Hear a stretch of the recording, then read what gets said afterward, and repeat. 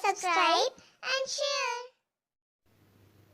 Hello everyone, आज मैं कहानी सुनाऊंगी आपको तेनाली रामा की। भारत में ऐसे कई महान ज्ञानी हुए हैं जिनकी बुद्धिमत्ता का लोहा हर किसी ने माना है। उनके व्यक्तित्व व चतुराई से जुड़े किस्से हर किसी को प्रभावित व रोमांचित करते हैं। भारत के इतिहास में ऐसे ही शख्स हुए हैं जिनका नाम है तेनाली रामा। तेनाली रामा की बुद्धिमानी से भला कौन परिचित नहीं है। तेनाली रामा की जीवनी विजयनगर नगर से ही शुरू होती है, जहां वह महाराज कृष्णदेव राय के सबसे प्रिय मंत्री हुआ करते थे। वह उन्हें हर उलझन से निकालने में मदद करते थे। तेनाली रामा के किस्से तब भी प्रसिद्ध थे और आज भी हैं। राज्य पर किसी तरह की आपत्ति आने पर महाराज तेनाली रामा से ही सलाह लिए करते थे। यही नहीं, तेनाली राम से जुड़े ऐसे कई चुटीले किस्से हैं जो न सिर्फ हर किसी को गुदगुदाते हैं बल्कि हंसी हंसी में एक सीख भी दे जाते हैं। तो चलिए आज हम भी सुनते हैं एक बड़ी ही मजेदार कहानी तेनाली रामा की। तेनाली राम हर बार अपने दिमाग का इस्तेमाल करके ऐसा कुछ करते थे कि विजयनगर के महाराज कृष्णदेव दंग रह जाते थे। इस बार उन्होंने एक तरकीब से राजा को अपने फैसले पर दोबारा विचार करने को मजबूर कर दिया। हुआ यूं कि एक बार राजा कृष्णदेव किसी काम के चलते कश्मीर चले गए।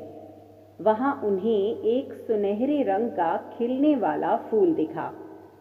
वो फूल महाराज को इतना पसंद आया कि वो अपने राज्य विजयनगर लौटते समय उसका एक पौधा अपने साथ लेकर आ गए।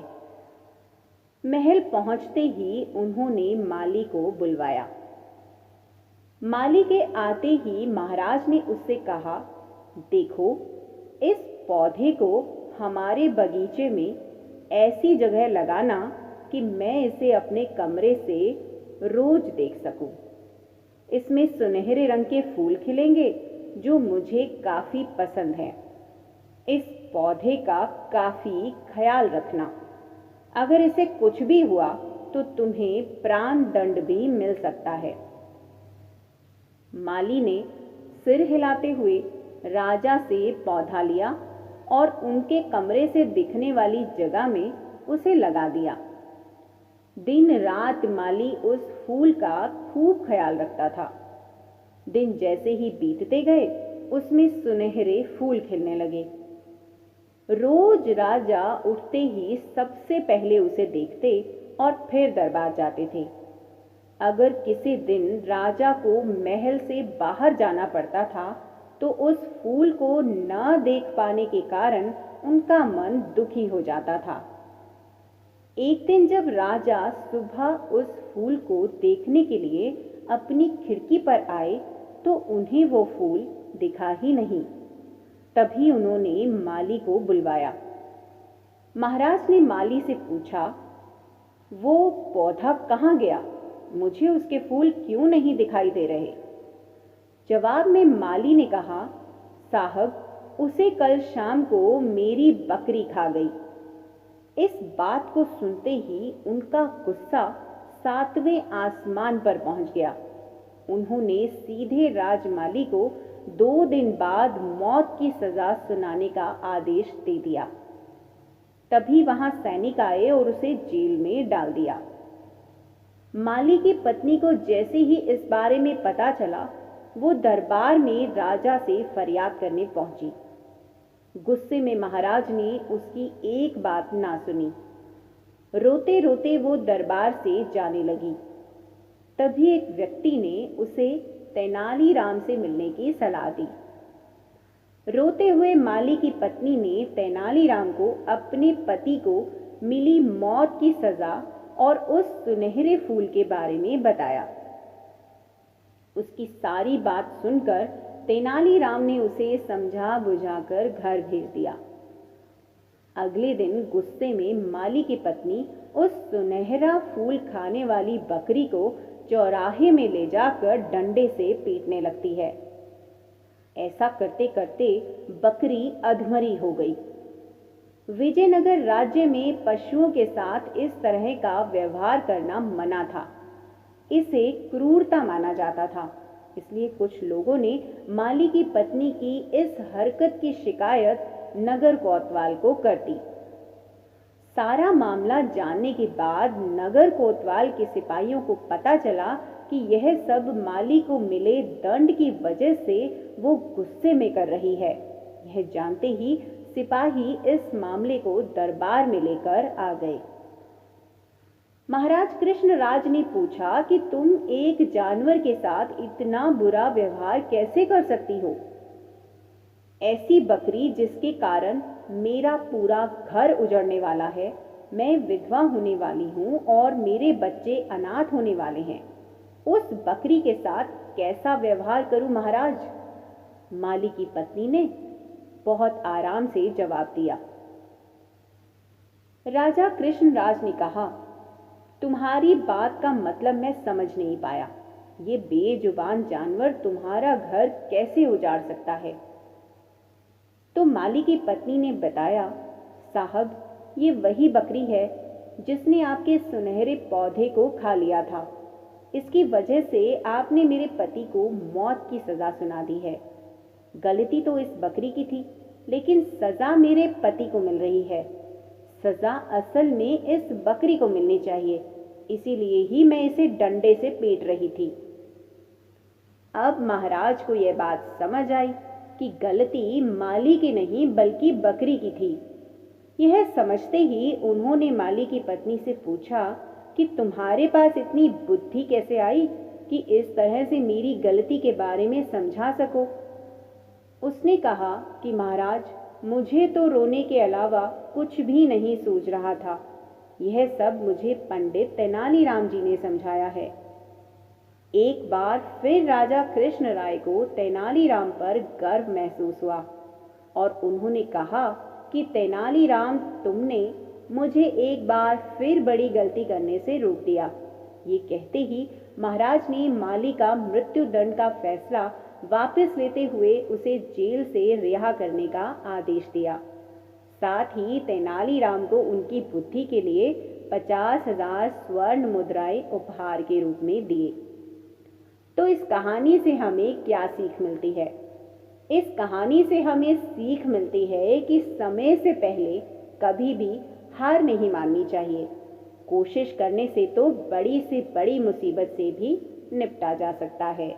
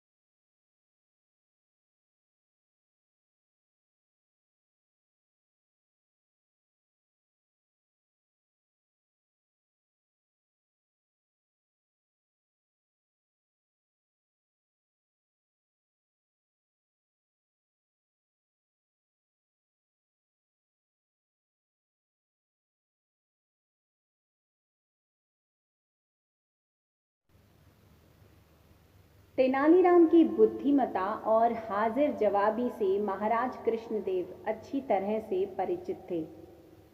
इसलिए महाराज कई बार तेनालीराम से ऐसे सवाल पूछ लेते थे जिसका जवाब देना मुश्किल होता था। कोई और होता तो महाराज के सवाल सुनकर अपना सिर पकड़ लेता, लेकिन तेनालीराम के पास तो जैसे हर मर्ज की दवा थी और हार मानना तो जैसे उन्होंने सीखा ही नहीं था। ऐसे ही एक दिन बैठे बैठे महाराज ने तेनालीराम से पूछा, तेनाली, क्या तुम बता सकते हो हमारे राज्य में कौवों की कुल संख्या कितनी होगी? महाराज का सवाल सुनने के कुछ देर बाद तेनालीराम ने सिर हिलाते हुए कहा कि वह बता सकता है कि राज्य में कुल कितने कौवे हैं। तेनालीराम की बात सुनकर महाराज ने कहा, एक बार फिर से सोच लो तेनाली, तुम्हें कौवों की सटीक संख्या बतानी है। महाराज जानते थे कि कौवों की सटीक संख्या बताना मुश्किल है, फिर भी वह जानना चाहते थे कि आखिर तेनाली कैसे पूरे राज्य के कौवों की संख्या का पता लगाएगा। तेनालीराम ने एक बार फिर पूरे विश्वास से कहा, महाराज, मुझे कुछ दिन का समय दीजिए, मैं आपको राज्य के कुल कौवों की संख्या जरूर बताऊंगा। महाराज को लगा कि तेनालीराम जरूर उनका मूर्ख बनाना चाहता है। महाराज ने तेनालीराम से कहा कि अगर वह ठीक एक सप्ताह बाद उन्हें राज्य के कौवों की संख्या नहीं बता पाया तो वे उसे मृत्यु दंड दे देंगे। महाराज की बात सुनकर तेनालीराम ने दोबारा विश्वास से कहा, निश्चिंत रहिए महाराज, आपको आपके प्रश्न का सटीक उत्तर अगले हफ्ते तक मिल जाएगा। इसके बाद महाराज से अनुमति लेकर तेनालीराम चले गए। ठीक एक सप्ताह बाद तेनालीराम महाराज के समक्ष पहुंचे। तेनालीराम ने कहा, महाराज, मैंने हमारे राज्य के कुल कौवों की संख्या पता कर ली है। हमारे राज्य में कुल 2,20,021 कौवे हैं। तेनालीराम का जवाब सुनकर महाराज हैरान हो गए और कहने लगे कि क्या सच में उनके राज्य में कौवों की संख्या इतनी है? महाराज को आश्चर्यचकित देखकर तेनालीराम ने कहा, महाराज, अगर आपको मेरी बातों पर विश्वास नहीं है तो आप किसी और से गिनवा सकते हैं। महाराज ने कहा, अगर कौवों की गिनती कम ज्यादा हुई तो क्या तुम मृत्युदंड के लिए तैयार हो? महाराज की बात सुनकर तेनालीराम ने कहा, मुझे पूरा विश्वास है कि हमारे राज्य में कौवों की संख्या 2,20,021 ही है। अगर इनमें से कुछ कम ज्यादा हुआ तो जरूर कुछ कौवे राज्य से बाहर अपने रिश्तेदारों के यहाँ गए होंगे या फिर कुछ कौवे राज्य में अपने रिश्तेदार कौवों के पास आए होंगे। तेनालीराम का जवाब सुनकर महाराज दंग रह गए। महाराज को उनके सवाल का सटीक जवाब मिल चुका था और वह तेनालीराम की बुद्धिमता के कायल हो गए। तो इस कहानी से हमें क्या सीख मिलती है? इस कहानी से हमें ये सीख मिलती है कि इस दुनिया में बुद्धि से बड़ा कोई बल नहीं होता। अगर बुद्धिमता व सूझबूझ से काम लिया जाए तो जटिल से जटिल समस्या व सवालों का हल निकाला जा सकता है। सालों पहले कृष्णदेव राय दक्षिण भारत के जाने माने विजयनगर राज्य में राज किया करते थे। उनके साम्राज्य में हर कोई खुश था। अक्सर सम्राट कृष्णदेव अपनी प्रजा के हित में फैसले लेने के लिए बुद्धिमान तेनालीराम की राय लिया करते थे। तेनालीराम का दिमाग इतना तेज था कि वो हर मुसीबत का पल भर में समाधान निकाल लेते थे। एक दिन राजा कृष्णदेव के दरबार में एक व्यक्ति रोते हुए आया। उसने कहा, महाराज, मैं नामदेव पास की ही हवेली में काम करता हूँ। मेरे मालिक ने मेरे साथ धोखा किया है, मुझे न्याय चाहिए। राजा कृष्णदेव ने उससे पूछा कि आखिर ऐसा क्या हुआ है तुम्हारे साथ? नामदेव ने राजा को बताया कि करीब 5 दिन पहले मैं अपने मालिक के साथ हवेली से पंचमुखी शिवजी के मंदिर गया था। तभी काफी तेज आंधी आने लगी। हम दोनों मंदिर के पीछे के हिस्से में कुछ देर के लिए रुक गए। तभी मेरी नज़र एक मखमली लाल रंग के कपड़े पर पड़ी। मैंने अपने मालिक से इजाज़त लेकर उसे उठाया। देखा तो वो एक छोटी पोटली थी जिसके अंदर 2 हीरे थे। महाराज, वो हीरे मंदिर के पीछे वाले हिस्से में गिरे हुए थे, इसलिए कायदे से वो राज्य की संपत्ति थे। लेकिन मेरे मालिक की नीयत हीरे देखकर खराब हो गई थी। उन्होंने मुझे कहा कि अगर तुम किसी को नहीं बताओगे तो आपस में हम दोनों एक एक हीरा बांट लेते हैं। मेरे मन में भी लालच आ गया था, इसलिए मैंने इस बात के लिए हाँ कर दी। हवेली पहुंचते ही मैंने जब मालिक से अपना हीरा मांगा तो उन्होंने उसे देने से मना कर दिया। मैंने सोच रखा था कि हीरा मिलते ही उसे बेचकर मैं नौकरी छोड़कर खुद का कुछ काम शुरू करूंगा, क्योंकि मालिक का रवैया मेरी तरफ अच्छा नहीं था। आगे नामदेव ने महाराज से दुखी आवाज में कहा कि मैंने 2 दिन तक मालिक को मनाने की कोशिश की, लेकिन उन्होंने मुझे हीरा देने से साफ मना कर दिया। अब आप ही मेरे साथ न्याय कीजिए। नामदेव की बातें सुनते ही सम्राट ने तुरंत अपने सैनिकों को भेजकर उसे अपने दरबार बुलाया। उसके आते ही जब महाराज कृष्णदेव ने हीरे के बारे में उससे पूछताछ शुरू की तो जवाब में उसके मालिक ने कहा कि ये मेरा नौकर झूठ बोल रहा है। हाँ, ये सच है कि उस दिन हमें मंदिर के पीछे के हिस्से में हीरा मिला था। मैंने वो हीरे इसे राजकोष तक पहुंचाने के लिए कहा था। फिर 2 दिन बाद जब मैंने इससे हीरे जमा करने की रसीद मांगी तो यह घबरा गया और सीधा मेरे घर से निकलकर आपके पास आ गया। तब से यह सारी झूठी कहानी आपको सुना रहा है। तभी महाराज ने नामदेव के मालिक से पूछा कि क्या आपने इसे हीरे किसी के सामने दिए थे? नामदेव के मालिक ने कहा, हाँ महाराज, मैंने अपने 3 नौकरों के सामने इसे हीरे की पोटली दी थी। यह जानते ही राजा कृष्णदेव ने उन तीनों को बुलवाया। नौकरों ने दरबार में पहुंचते ही नामदेव के खिलाफ गवाही देते हुए कहा कि उनके मालिक ने नामदेव को हीरे उनके सामने ही दिए थे। तभी दरबार से निकलकर कुछ देर महाराज अकेले में अपने मंत्रियों से सलाह मशवरा करने लगे। सबसे पहले राजा कृष्णदेव ने कहा कि मुझे नामदेव सच्चा लगता है। उनके अन्य मंत्रियों ने कहा कि महाराज, हम उन गवाहों को नज़रअंदाज नहीं कर सकते हैं। फिर राजा कृष्णदेव ने तेनालीराम की तरफ देखते हुए इशारों में पूछा कि उनका क्या कहना है। मुस्कुराते हुए तेनालीराम ने कहा कि मैं अभी सच और झूठ का पता लगा लूँगा, बस आप लोगों को कुछ देर पर्दे के पीछे बैठना होगा। राजा ने तेनालीराम की बात सुनते ही ठीक वैसा ही किया। दूसरे मंत्री भी राजा को देखते हुए पर्दे के पीछे बैठ गए। अब तेनालीराम ने पहले गवाह को बुलवाया और हीरे के बारे में पूछा। उसने वही पुराना जवाब दिया। फिर तेनालीराम ने कहा कि ये बताओ, वो हीरे कैसे दिखते थे? क्या तुम उनका आकार इस कागज में बनाकर दिखा सकते हो? उस गवाह ने कहा कि वो एक पोटली में थे, इसलिए पता नहीं कि वो कैसे दिखते थे। तेनालीराम ने पहले गवाह को वहीं रुकने के लिए कहकर दूसरे गवाह को बुलवाया और वही सवाल पूछा। दूसरे गवाह ने कहा, मैंने वो हीरे देखे हैं। फिर उसने कुछ अजीब से चित्र बना दिए। फिर तीसरा गवाह तेनाली के सामने आया और उसने जवाब में कहा कि हीरे एक कागज में लिपटे हुए थे, इसलिए उसने उन्हें देखा नहीं। पर्दे के पीछे बैठे राजा ने तीनों गवाहों की बातें सुनी थी। सबकी अलग अलग बातों से यह स्पष्ट हो गया कि नामदेव सच बोल रहा था और उसका मालिक झूठ। तीनों गवाहों को भी समझ आ गया कि उनका झूठ पकड़ा गया है। सभी ने महाराज के पैर पकड़कर उनसे माफ़ी मांगते हुए कहा कि हमें हमारे मालिक ने झूठ बोलने के लिए मजबूर किया था।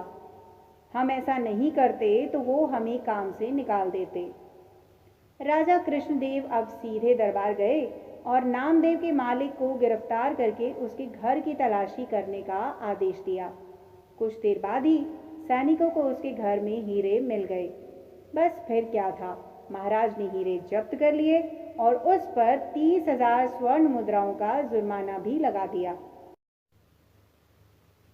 उसमें से राजा ने 10,000 स्वर्ण मुद्राएं नामदेव को दे दी। तो इस कहानी से हमें क्या सीख मिलती है?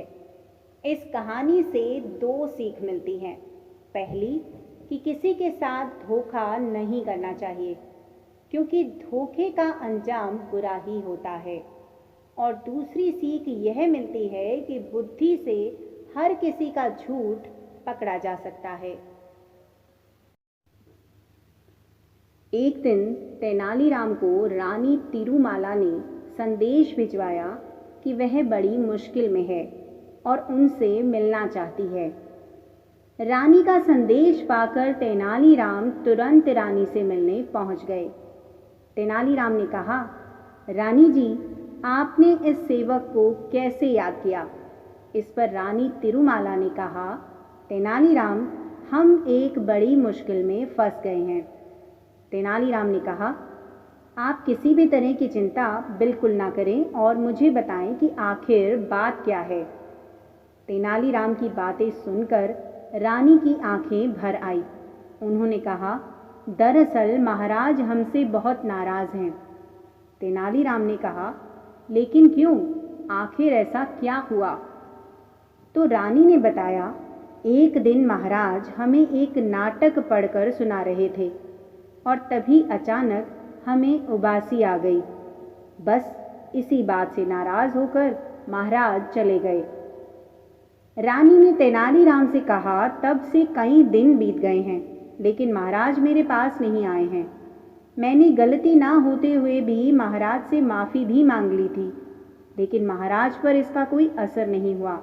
अब तुम ही मेरी इस समस्या का समाधान बता सकते हो तेनालीराम, मेरी मदद करो। तेनालीराम ने रानी से कहा, आप बिल्कुल भी चिंता ना करें महारानी, आपकी समस्या दूर करने की मैं पूरी कोशिश करूंगा। महारानी को समझा बुझाकर तेनालीराम दरबार जा पहुंचे। महाराज कृष्णदेव राय राज्य में चावल की खेती को लेकर मंत्रियों के साथ चर्चा कर रहे थे। महाराज मंत्रियों से कह रहे थे, हमारे लिए राज्य में चावल की उपज बढ़ाना आवश्यक है।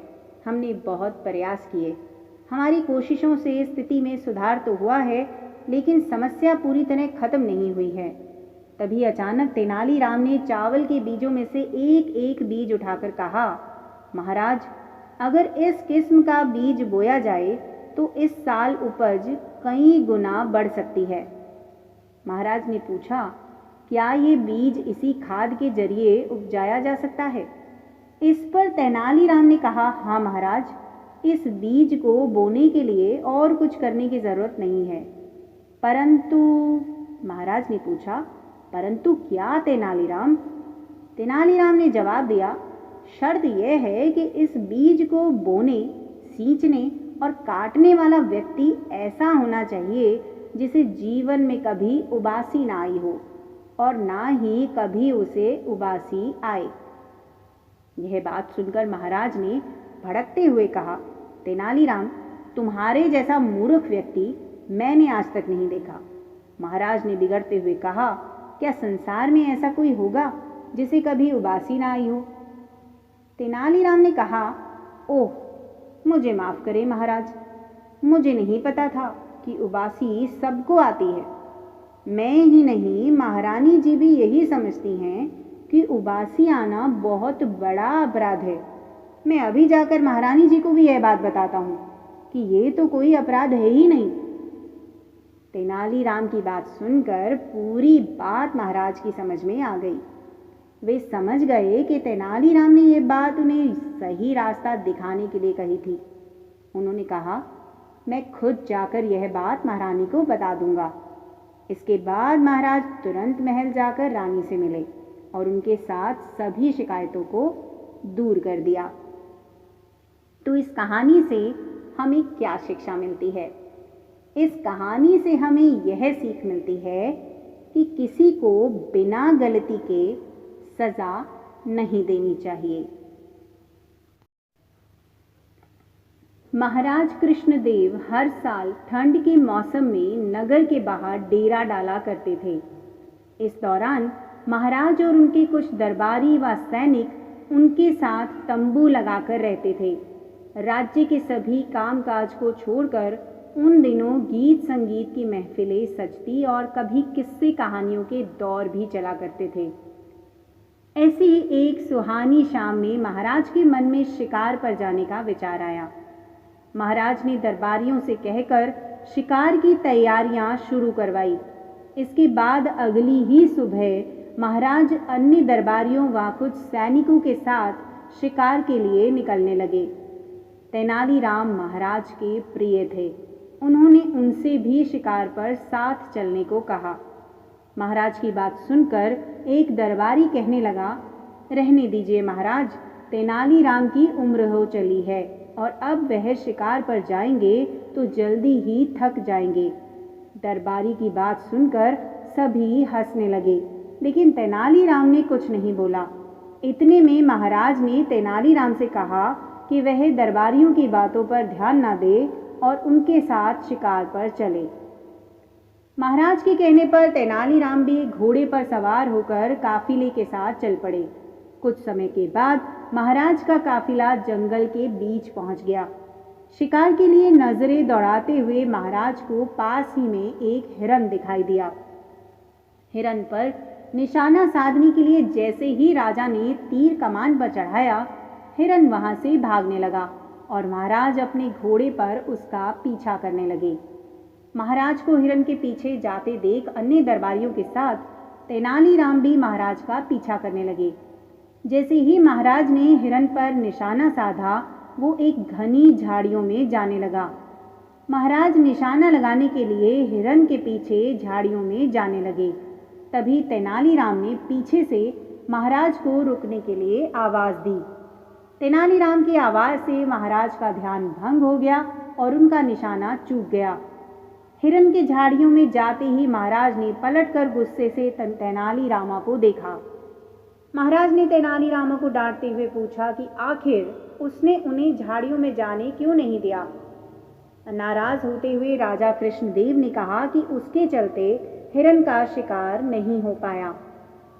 महाराज की डांट सुनने पर भी तेनालीराम चुप्पी साधे रहे। महाराज के चुप होने पर तेनालीराम ने एक सैनिक को पेड़ पर चढ़कर झाड़ियों के उस पार देखने को कहा।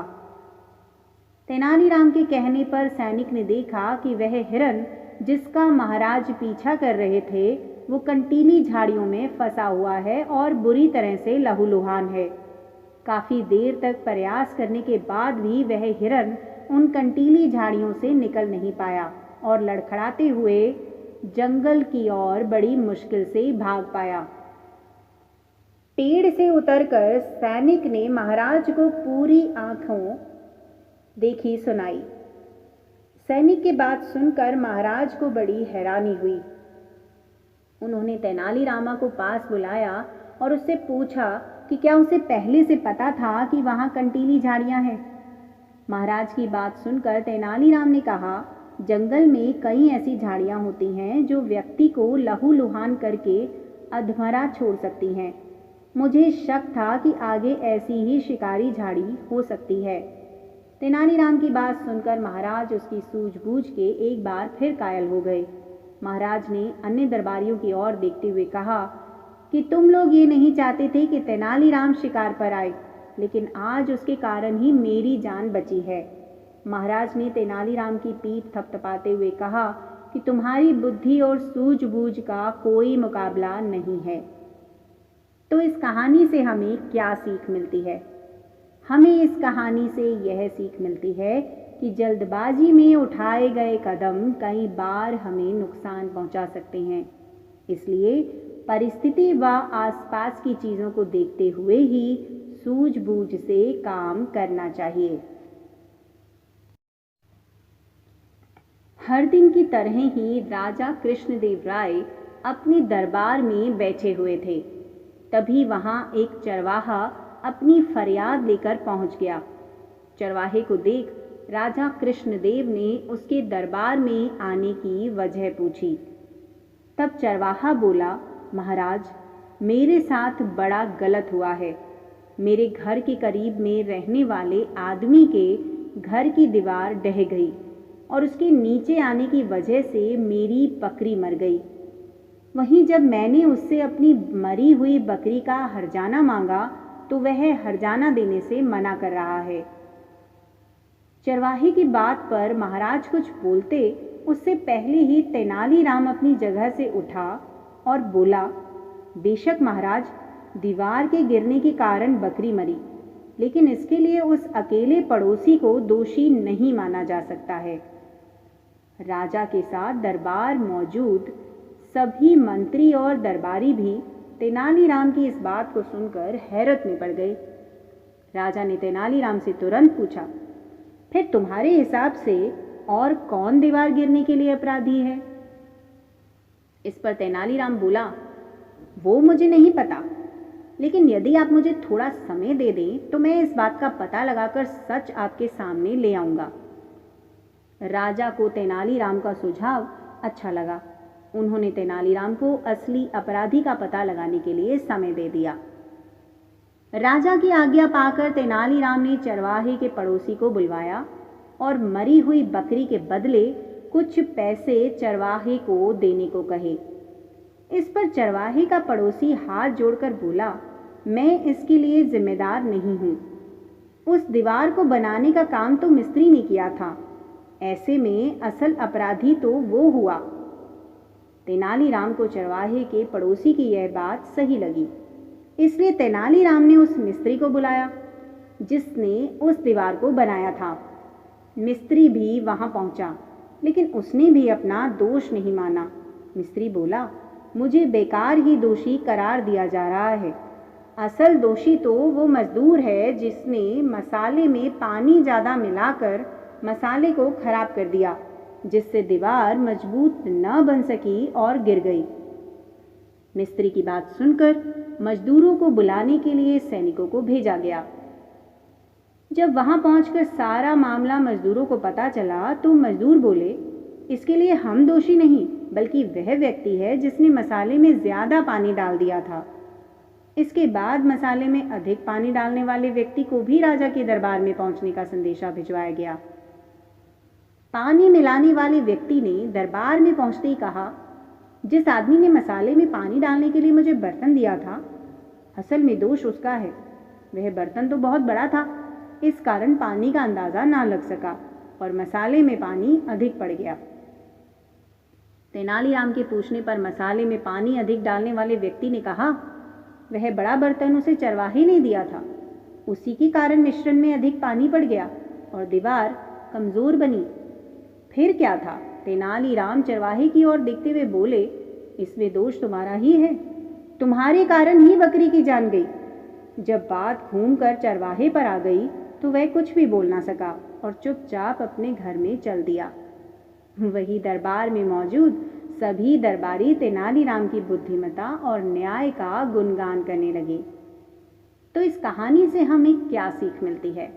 इस कहानी से हमें यह सीख मिलती है कि अपने साथ हुई अनहोनी के लिए किसी अन्य व्यक्ति को दोषी ठहराना सही नहीं होता। ऐसे में चाहिए कि धैर्य रखकर समस्या का समाधान तलाशा जाए। विजयनगर राज्य के राजा कृष्णदेव राय के मन में एक दिन बड़ा सा शिवालय बनाने की इच्छा जागी। इस सोच के साथ उन्होंने अपने खास मंत्रियों को बुलाया और उन्हें शिवालय के लिए एक अच्छी सी जगह ढूंढने को कहा। कुछ ही दिनों में एक अच्छी सी जगह को शिवालय के लिए सभी ने चुन लिया। राजा ने भी इस जगह को पसंद किया और वहां काम शुरू करने की इजाजत दे दी। मंदिर बनाने का पूरा जिम्मा राजा ने एक मंत्री को सौंप दिया। वो अपने साथ कुछ लोगों को लेकर उस जगह की साफ सफाई करवाने लगा। तभी वहां खुदाई के दौरान शंकर देव की एक सोने की मूर्ति मिली।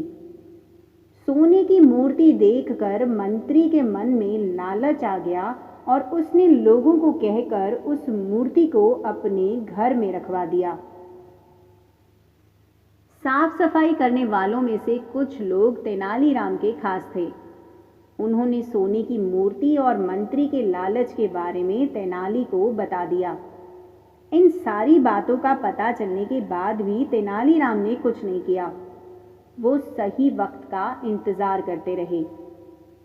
कुछ दिनों के बाद मंदिर के लिए सुनिश्चित की गई जगह पर भूमि पूजन करने का मुहूर्त निकला। सब कुछ अच्छे से होने के बाद राजा दरबार में अपने मंत्रियों के साथ मंदिर के लिए मूर्ति बनवाने की बातचीत करने लगे। उन्होंने अपने सारे मंत्रियों से इसके बारे में राय मांगी। सबसे बात करने के बाद भी राजा मूर्ति को लेकर कुछ फैसला नहीं ले पाए। राजा ने अगले दिन फिर अपने सारे मंत्रियों को दरबार में मूर्ति के बारे में चर्चा करने के लिए बुलाया। तभी एक जटाधारी सन्यासी दरबार में आया। सन्यासी को देखकर सबने उन्हें आदरपूर्वक बैठने के लिए कहा। एक आसन पर बैठकर जटाधारी सन्यासी ने राजा से कहा कि मुझे स्वयं महादेव ने यहाँ भेजा है।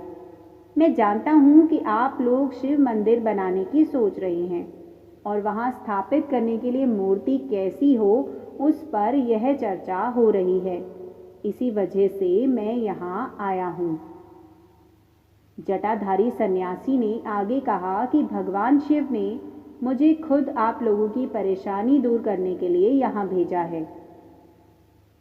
राजा कृष्णदेव ने आश्चर्य से कहा कि खुद भगवान शिव ने आपको भेजा है। जटाधारी सन्यासी ने जवाब देते हुए कहा, हाँ, स्वयं महाकाल ने मुझे भेजा है। उन्होंने कहा कि शिव शंभू ने अपनी एक सोने की मूर्ति आपके लिए भेजी है।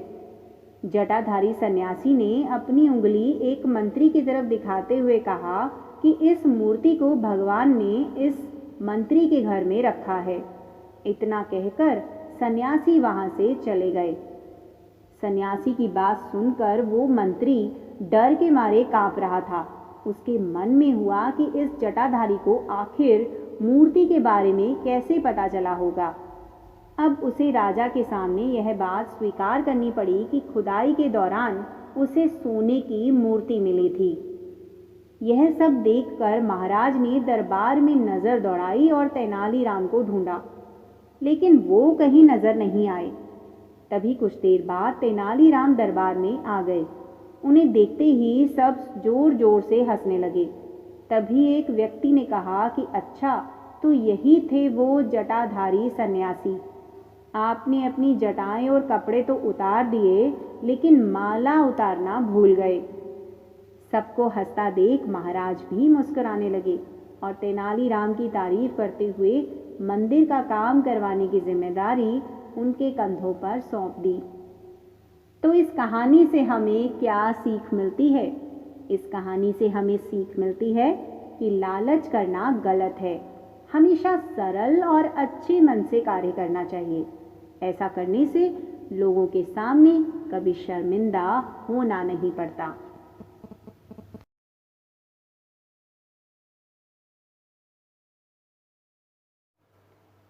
विजयनगर के महाराज कृष्णदेव हर बार तेनालीराम की सूझबूझ से दंग रह जाते थे। इस बार भी तेनालीराम ने महाराज को हैरान कर दिया। दरअसल एक बार महाराज कृष्णदेव पड़ोस के राज्य पर जीत हासिल करके विजयनगर लौटे और उन्होंने उत्सव मनाने की घोषणा कर दी। पूरे नगर को ऐसे सजाया गया जैसे कोई बड़ा त्योहार हो। अपनी इस जीत को यादगार बनाने के लिए महाराज कृष्णदेव के मन में विचार आया कि क्यों ना नगर में विजय स्तंभ बनवाया जाए। स्तंभ बनवाने के लिए महाराज ने राज्य के सबसे हुनरमंद शिल्पकार को तुरंत बुलवाया और उसे यह काम सौंप दिया। महाराज के आदेशानुसार शिल्पी भी अपने काम में जुट गया और कई हफ्तों तक दिन रात की मेहनत करके उसने विजय स्तंभ का काम पूरा किया। जैसे ही विजय स्तंभ बनकर तैयार हुआ तो महाराज समेत दरबारी व नगरवासी शिल्पकार की कला को देखकर उसके कायल हो गए। शिल्पी की कारीगरी से प्रसन्न होकर महाराज ने उसे दरबार में बुलाया और इनाम मांगने को कहा। उनकी बात सुनकर शिल्पकार ने कहा, हे महाराज, आपको मेरा काम पसंद आया, मेरे लिए यही सबसे बड़ा इनाम है। आप बस अपनी कृपा मुझ पर बनाए रखिएगा। शिल्पकार का जवाब सुनकर महाराज को खुशी हुई, लेकिन उन्होंने जिद पकड़ ली कि वह शिल्पी को कोई ना कोई इनाम जरूर देंगे। महाराज ने शिल्पी को कहा कि उसे कोई ना कोई इनाम तो मांगना ही होगा। महाराज की इच्छा को जानने के बाद दरबार में मौजूद अन्य दरबारी शिल्पकार से कहने लगे कि महाराज खुले मन से तुम्हें कुछ देना चाह रहे हैं, तुम जल्दी से मांग लो। शिल्पकार अपनी कला में माहिर होने के साथ ही स्वाभिमानी और बुद्धिमान भी था। शिल्पी को लगा कि अगर वह कुछ नहीं मांगता तो महाराज नाराज हो सकते हैं, अगर वह कुछ लेता है तो वह उसके स्वाभिमान और असूलों के खिलाफ होगा। ऐसे में कुछ देर सोचने के बाद शिल्पकार ने साथ लाए अपने औजारों का झोला खाली किया और खाली झोले को महाराज की तरफ बढ़ाते हुए कहा कि इनाम स्वरूप इस झोले को दुनिया की सबसे बहुमूल्य वस्तु भर दीजिए। शिल्पी की बात सुनकर महाराज सोच में पड़ गए कि ऐसी कौन सी वस्तु है जो सबसे बहुमूल्य है। काफी देर तक सोचने के बाद महाराज ने दरबार में मौजूद राजपुरोहित व सेनापति समेत अन्य दरबारियों से इसका जवाब मांगा। घंटों सोचने के बाद भी शिल्पी को क्या दिया जाए, इसका उत्तर किसी को भी समझ नहीं आया।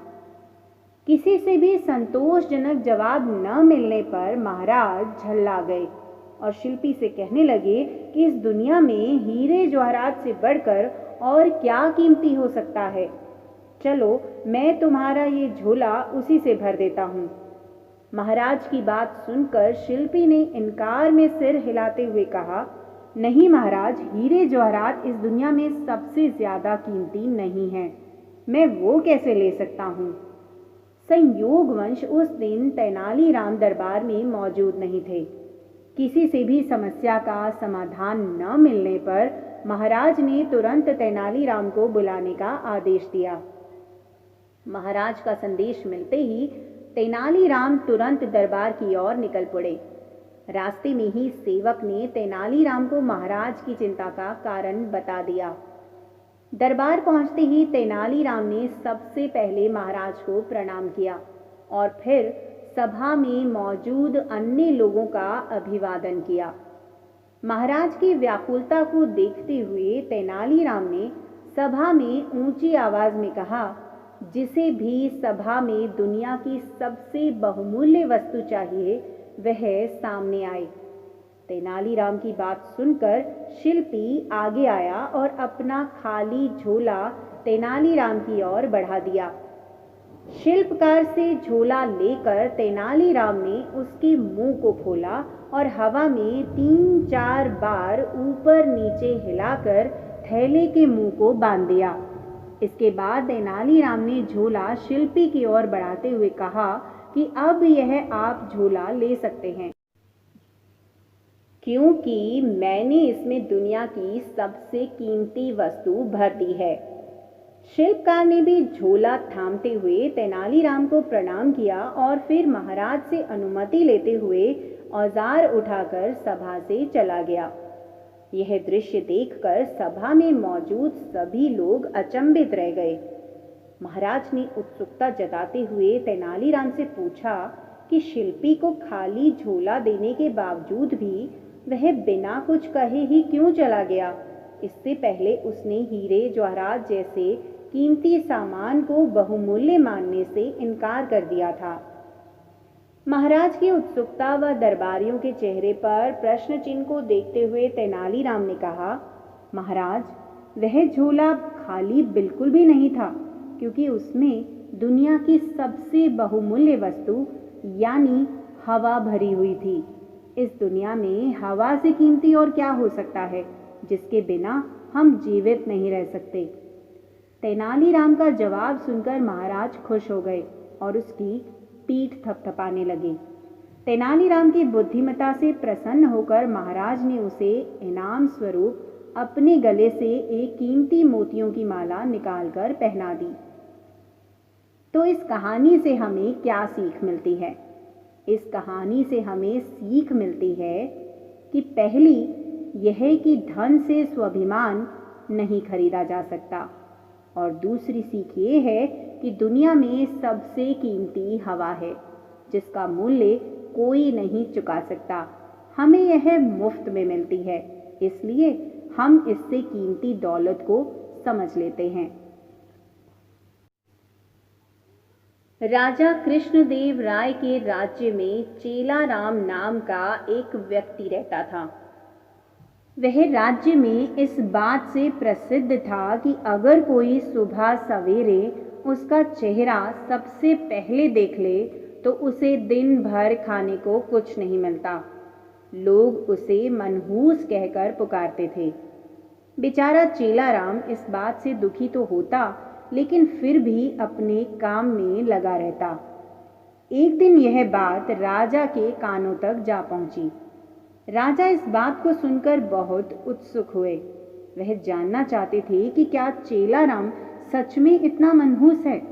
अपनी इस उत्सुकता को दूर करने के लिए उन्होंने चेलाराम को महल में हाजिर होने का बुलावा भेजा।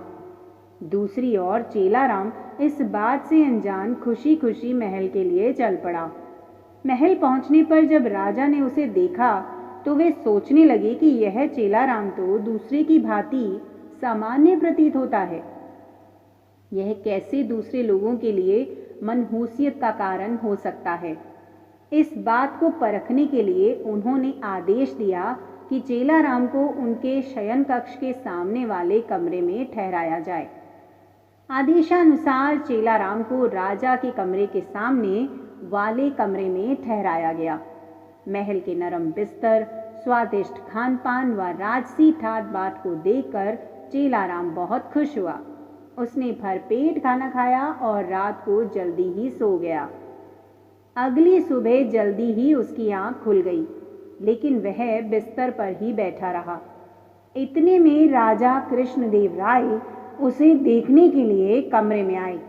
उन्होंने चेलाराम को देखा और फिर अपने हर रोज के जरूरी काम के लिए चले गए। उस दिन संयोगवशी राजा को सभा के लिए जल्दी जाना पड़ा, इसलिए उन्होंने सुबह का नाश्ता नहीं किया। सभा की बैठक दिन भर इतनी लंबी चली कि सुबह से शाम हो गई, लेकिन राजा को भोजन करने का समय ना मिला। थके हारे भूखे राजा शाम को भोजन के लिए बैठे ही थे कि परोसे हुए खाने में मक्खी पड़ी देखकर उन्हें बहुत गुस्सा आया और उन्होंने भोजन न करने का निर्णय लिया। भूख व थकान से राजा का बुरा हाल तो था ही, ऐसे में गुस्से में आकर उन्होंने इस बात का दोषी चेलाराम को ठहरा दिया। उन्होंने स्वीकार कर लिया कि वह एक मनहूस व्यक्ति है तथा जो कोई भी सुबह सुबह उसका चेहरा देख ले तो उसे दिन भर अन्न का एक निवाला भी नसीब नहीं होता। उन्होंने गुस्से में आकर चेलाराम को मृत्युदंड की सजा सुनाई और कहा कि ऐसे व्यक्ति को राज्य में जीने का कोई अधिकार नहीं है। जब यह बात चेलाराम को पता चली तो वह भागा भागा तेनालीराम के पास पहुंचा। उसे मालूम था कि इस सजा से उसे केवल तेनालीराम ही बचा सकते हैं। उसने उन्हें अपनी पूरी व्यथा सुनाई। तेनालीराम ने उसे आश्वासन दिया और कहा कि वह ना डरे और जैसा वो कहते हैं बिल्कुल वैसा ही करे। अगले दिन फांसी के समय चेलाराम को लाया गया। उससे पूछा गया कि क्या उसकी कोई आखिरी इच्छा है। जवाब में चेलाराम ने कहा हाँ, वह राजा समेत पूरी प्रजा के सामने कुछ कहने की अनुमति चाहता है। इतना सुनते ही सभा का ऐलान किया गया। जब चेलाराम सभा में पहुंचा तो राजा ने उससे पूछा, बोलो चेलाराम, तुम क्या कहने की अनुमति चाहते हो? चेलाराम बोला, महाराज, मैं केवल यह कहना चाहता हूँ कि अगर मैं इतना मनहूस हूँ कि जो कोई मुझे सुबह देख ले उसे दिन भर भोजन नसीब नहीं होता, तो आप भी मेरी तरह एक मनहूस हैं। यह सुनकर सभी उपस्थित लोग भौचक्के रह गए और राजा की ओर देखने लगे। राजा ने भी क्रोधित स्वर में कहा, तुम्हारी ये मजाल, तुम ऐसी बात कैसे और किस आधार पर कर सकते हो? चेलाराम ने जवाब दिया, महाराज, उस दिन सुबह सबसे पहले मैंने भी आप ही का चेहरा देखा था और मुझे मृत्युदंड की सजा सुनाई गई। इसका अर्थ तो ये हुआ कि आप भी मनहूस हैं। जो कोई सुबह सबसे पहले आपका चेहरा देख ले उसे मृत्युदंड मिलना तय है। चेलाराम की यह बात सुनकर महाराज का गुस्सा शांत हुआ और उन्हें यह एहसास हुआ कि चेलाराम निर्दोष है। उन्होंने शीघ्र ही उसे रिहा करने का आदेश दिया और उससे माफी मांगी। उन्होंने चेलाराम से पूछा कि उसे ऐसा कहने के लिए किसने कहा था। चेलाराम ने जवाब दिया, तेनालीराम के अलावा कोई और मुझे इस मृत्युदंड से नहीं बचा सकता था, इसलिए मैंने उनके समक्ष जाकर अपने प्राणों की गुहार लगाई थी। यह सुनकर महाराज अत्यंत प्रसन्न हुए और उन्होंने तेनालीराम की खूब प्रशंसा की। उनकी बुद्धिमानी को देखकर महाराज ने उन्हें रत्न जड़ित सोने का हार इनाम स्वरूप दिया। तो इस कहानी से हमें क्या सीख मिलती है? इस कहानी से हमें सीख मिलती है कि बिना सोचे विचारे हमें किसी की भी बातों में नहीं आना चाहिए। चाननपुर नामक गांव में चमेली नाम की एक महिला रहती थी, जिसके पति का नाम माधो था। चमेली अपने पति से खूब लड़ती झगड़ती और उस पर अपना रौब झाड़ती थी। दोनों की एक पुत्री भी थी, जिसका नाम चांद कुमारी था। चांद कुमारी देखने में बहुत ही सुंदर थी। इतनी सुंदर व योग्य होने के बावजूद भी कोई उससे शादी नहीं करना चाहता था। इसका एकमात्र कारण थी चांद कुमारी की माँ चमेली। गांव में हर कोई चमेली के झगड़ालू व्यवहार के बारे में जानता था। वहीं तेनालीराम अपनी बुद्धिमानी के कारण बेहद प्रसिद्ध थे। उनकी इस प्रसिद्धि के कारण कई लोग उनसे जलते भी थे। एक दिन ऐसी ही ईर्ष्या करने वाले लोगों में से एक व्यक्ति उनके घर आया। वह तेनाली से कहने लगा कि चाननपुर गांव में चांद कुमारी नाम की बहुत ही रूपवती लड़की रहती है। यह उस सुंदर कन्या का रिश्ता तेनालीराम के भाई के लिए लेकर आया है। वह आदमी चाहता था कि विवाह पश्चात चांद कुमारी भी अपनी माँ की तरह अपने पति पर रौब झाड़े और उसे डरा कर रखे। यह सोच मन में लिए ही वह तेनाली के यहाँ आया था, लेकिन वह इस बात से अनजान था कि तेनालीराम का कोई भाई था ही नहीं। तेनालीराम को उस आदमी की खराब नीयत का पता शुरू में ही लग चुका था, क्योंकि वे भी चमेली की झगड़ालू आदत के बारे में पहले से ही जानते थे। तेनाली ठहरा अति बुद्धिमान। उसने नाटक करते हुए लड़की के बारे में और जानकारी ली। अंत में रिश्ते के लिए हामी भरी और उस आदमी को चाय पानी पिलाकर विदा किया। अब परेशानी यह थी कि विवाह के लिए तेनालीराम को एक भाई की आवश्यकता थी, क्योंकि वह विवाह के लिए हाँ कर चुका था।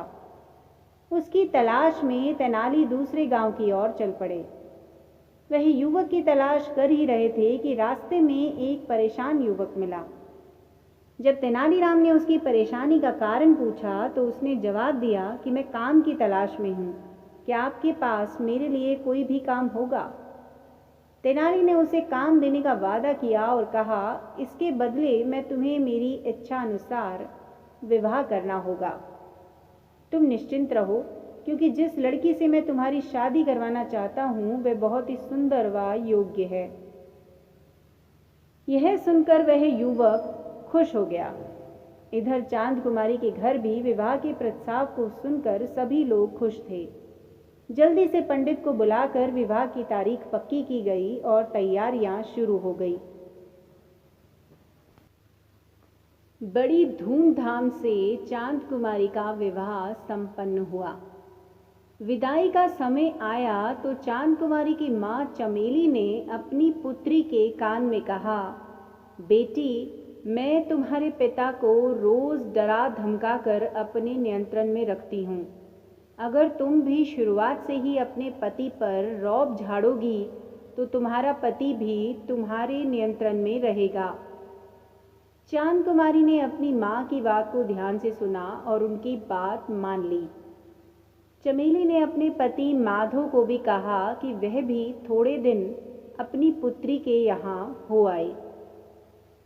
धीरे धीरे समय बीता और चांद कुमारी को यह एहसास हुआ कि उसके पति व तेनालीराम बहुत ही अड़ियल व रूखे स्वभाव के हैं, लेकिन फिर भी वह किसी न किसी बात पर हर रोज अपने पति से लड़ ही लेती थी और अपने गुस्से का प्रदर्शन भी कर देती थी। इधर माधव भी वहीं रह रहा था तो तेनालीराम ने उसे दूध, घी, बादाम आदि पौष्टिक भोजन खूब खिलाया और कुछ ही महीनों में उसे तगड़ा बना दिया। जब वह अपने घर चाननपुर लौटने लगा तो तेनालीराम ने उसे अपने पास बुलाया और समझाया, देखो मित्र, मैं जानता हूँ कि इतने वर्षों में तुमने बहुत कुछ सहा है। अगर तुम शुरुआत से ही अपनी पत्नी से डरने के बजाय उसके गुस्से और बातों का उल्टा जवाब देते और उसे समझाते तो आज यह नौबत नहीं आती। इसलिए अब वक्त आ गया है जब तुम्हें हिम्मत दिखाकर अपनी पत्नी के गुस्सैल स्वभाव को ठीक करना होगा। अब तुम्हें खुद पता है कि तुम्हें क्या करना है। तुम्हें खुद ही अपनी मदद करनी होगी। माधव तेनालीराम की बात समझ गया। उसने उन्हें शुक्रिया कहा और अपने घर की ओर रवाना हुआ। जब वह घर पहुंचा तो चमेली उसे देखकर बहुत खुश हुई। उसने अपने पति का खूब आदर सत्कार तो किया, लेकिन फिर वह उस पर रौब झाड़ने के बहाने ढूंढने लगी।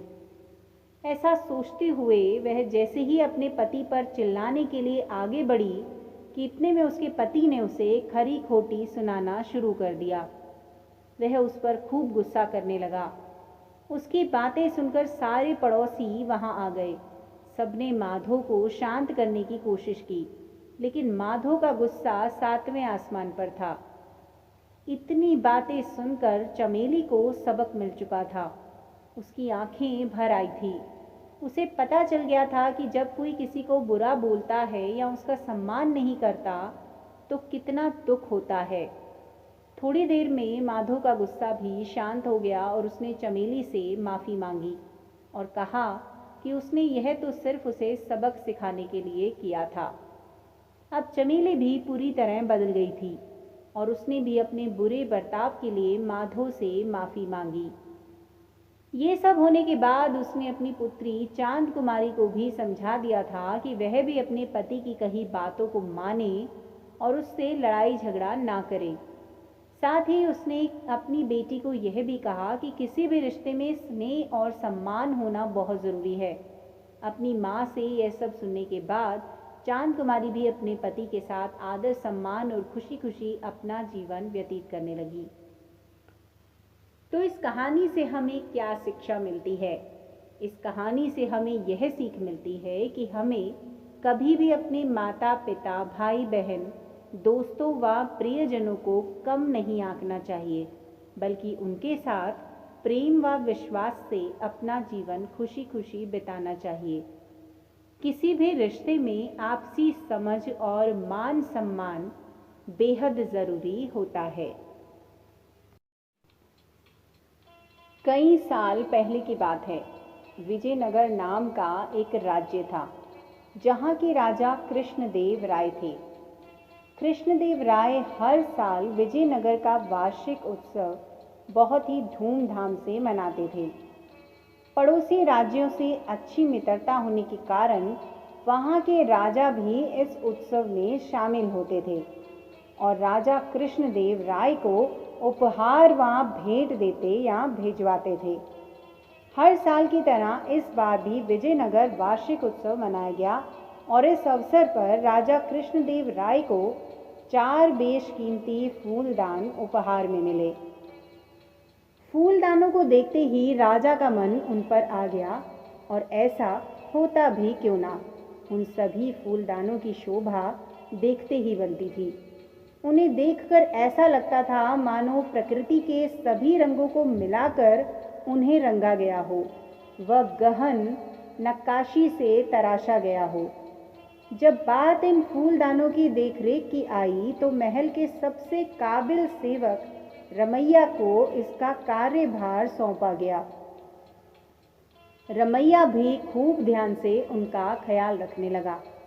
वह उन पर कभी धूल ना लगने देता, बड़े सलीके से फूलों को सजाता व फूलों से बढ़कर फूलदानों की देखरेख करता।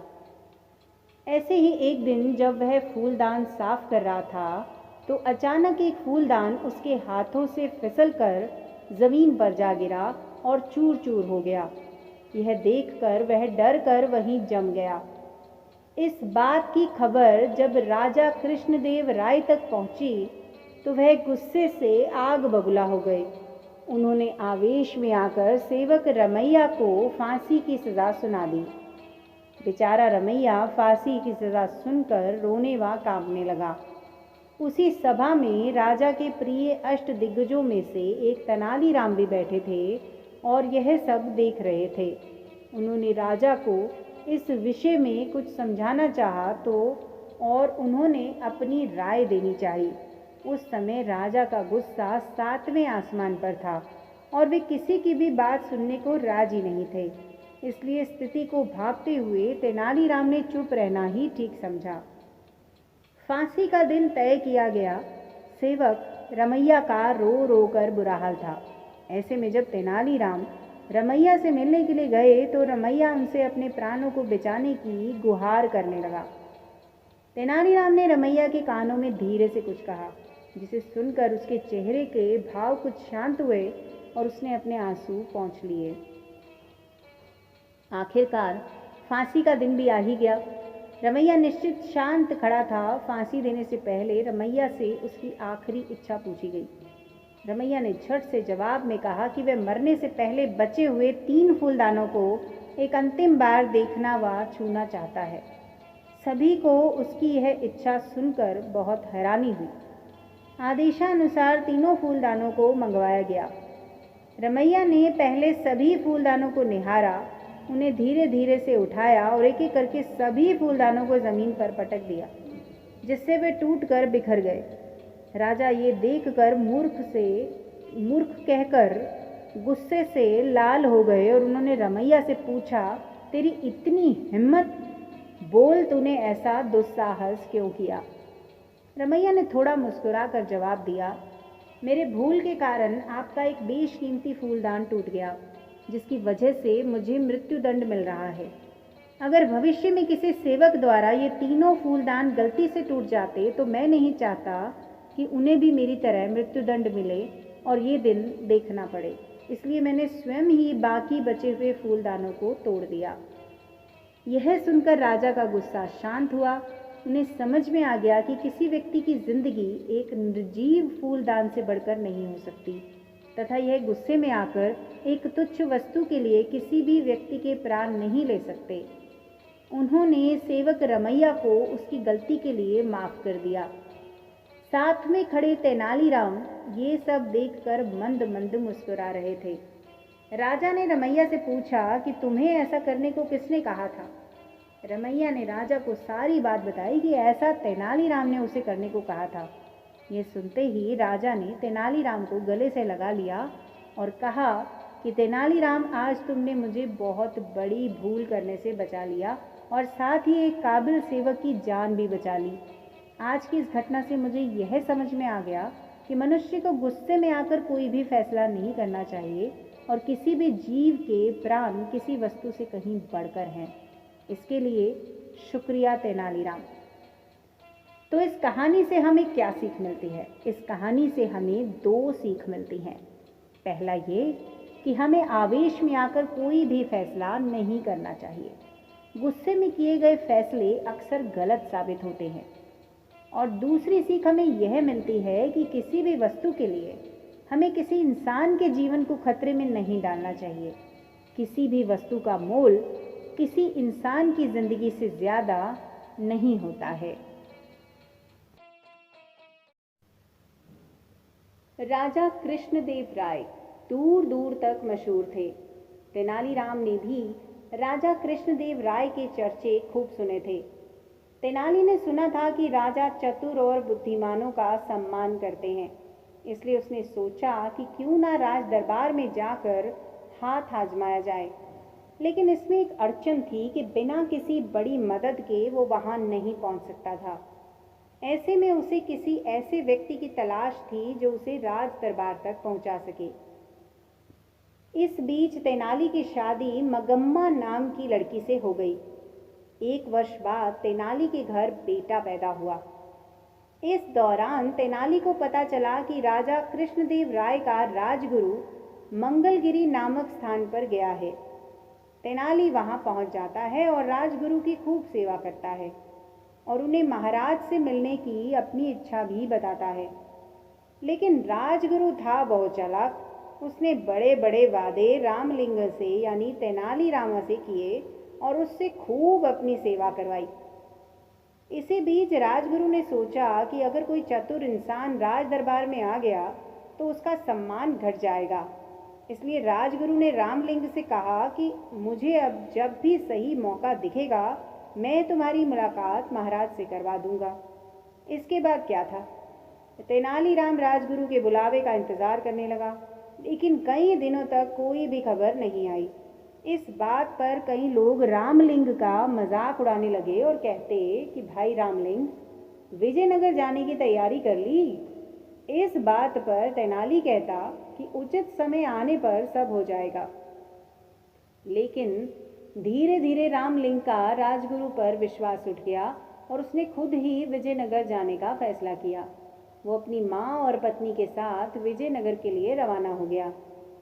यात्रा के दौरान किसी भी तरह की परेशानी आती तो रामलिंग राजगुरु का नाम ले लेता। रामलिंग ने अपनी माँ से कहा कि व्यक्ति जैसा भी हो लेकिन नाम ऊंचा हो तो सभी काम हो जाते हैं, इसलिए मुझे अपना नाम बदलना होगा। महाराज कृष्णदेव राय के प्रति अपना सम्मान प्रकट करने के लिए मैं अपने नाम के साथ कृष्ण लगाऊंगा। इस बात पर तेनाली की माँ ने कहा कि बेटा, मेरे लिए तो दोनों नाम बराबर हैं। मैं तुझे राम बुलाती थी और आगे भी इसी नाम से ही बुलाऊंगी। 4 महीने की यात्रा के बाद आखिरकार तेनालीराम विजयनगर पहुंच जाता है। उसे राज्य की चमक देखकर बहुत अच्छा लगता है। बड़े बड़े घर, साफ सड़कें और बाजार को देखकर वो दंग रह गया। इसके बाद वहां कुछ दिन ठहरने के लिए उसने वहां के किसी परिवार से प्रार्थना की। फिर वो अकेला राजमहल की ओर निकल पड़ा। वहां पहुंचकर उसने एक सेवक के हाथों राजगुरु तक संदेश भिजवाया कि तेनाली गांव से राम आया है। लेकिन सेवक ने वापस आकर बताया कि राजगुरु इस नाम के किसी भी व्यक्ति को नहीं जानते हैं। यह बात सुनकर रामलिंग को गुस्सा आया और वो सीधा राजगुरु से मिलने अंदर चला गया। अंदर पहुंचकर उसने राजगुरु से कहा कि मैं रामलिंग मंगलगिरी में आपकी सेवा की थी, लेकिन राजगुरु ने जानबूझकर उसे पहचानने से इनकार कर दिया। राजगुरु ने रामलिंग को धक्के देकर वहां से निकलवा दिया। यह देख वहां मौजूद सभी लोग तेनाली पर हंसने लगे। तेनाली का इससे बड़ा अपमान आज तक नहीं हुआ था। उसने मन ही मन इस अपमान का बदला लेने की ठान ली, लेकिन इसके लिए राजा का दिल जीतना जरूरी था। अगले दिन रामलिंग दरबार में पहुंच गया। वहां गंभीर विषयों पर चर्चा जारी थी। संसार क्या है, जीवन क्या है, जैसे सवाल किए जा रहे थे। वहां मौजूद एक पंडित ने अपने जवाब में कहा कि संसार कुछ नहीं बल्कि एक छलावा है। हम जो भी देखते हैं या खाते हैं जो बस विचार है। सच में ऐसा कुछ होता ही नहीं है, लेकिन हमें लगता है कि ऐसा होता है। इस पर तेनालीराम ने पूछा कि क्या सच में ऐसा होता है? उस पंडित ने कहा, यह बात शास्त्रों में लिखी हुई है और शास्त्र गलत नहीं होते। लेकिन तेनालीराम को अपनी बुद्धि पर पूरा विश्वास था, इसलिए उसने वहां मौजूद सभी लोगों से कहा कि क्यों ना पंडित जी के विचारों की जांच की जाए। महाराज की तरफ से आज दावत का आयोजन है, हम सब खूब खाएंगे, लेकिन पंडित जी कुछ नहीं खाएंगे। पंडित जी बिना कुछ खाए भावना करेंगे कि वो खा रहे हैं। तेनालीराम की इस बात पर वहां मौजूद सभी लोग हंसने लग गए। पंडित जी शर्म से पानी पानी हो गए। महाराज भी रामलिंग से बहुत खुश हुए और उसे स्वर्ण मुद्राएं भेंट की। इसके बाद राजा कृष्णदेव राय ने तेनालीराम को राज विदूषक का पद दे दिया। वहां मौजूद सभी लोगों ने महाराज के फैसले का स्वागत किया। फैसले की प्रशंसा करने वालों में राजगुरु भी था। तो इस कहानी से हमें क्या सीख मिलती है? इस कहानी से हमें ये सीख मिलती है कि किसी का भी अपमान नहीं करना चाहिए और ना ही किसी से झूठा वादा करना चाहिए।